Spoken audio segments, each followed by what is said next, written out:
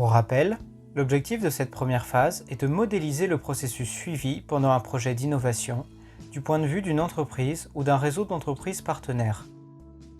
Les questions auxquelles cette première phase permet de répondre sont: quelles sont les activités individuelles, c'est-à-dire réalisées par un acteur interne durant le projet, et quelles sont celles réalisées de manière collaborative entre plusieurs acteurs internes?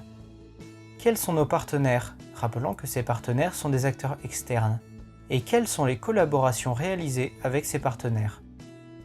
Quels documents sont créés et ou transformés pendant le projet?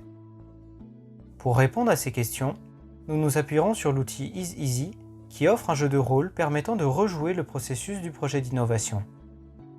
Chaque acteur du projet participe à ce jeu en jouant son propre rôle.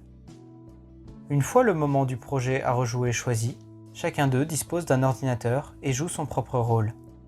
Un participant pose une activité, post-it jaune, dans laquelle il décrit les actions qu'il a réalisées seul ou de manière collaborative avec un autre acteur interne, les documents qu'il a créés ou utilisés, symbole document, et les acteurs externes, post-it rose, avec qui il a communiqué. Quand il a terminé, il passe la main à un autre participant qui continue l'histoire. Cette image illustre l'écran d'Anne, qui joue le rôle d'ingénieur de recherche. Pour l'instant, Anne n'a pas posé d'activité. Seul le responsable recherche et le PDG ont posé des activités. L'image illustre également que l'acteur externe Tricot a élaboré un document, en l'occurrence le cahier des charges qu'il a communiqué au responsable recherche.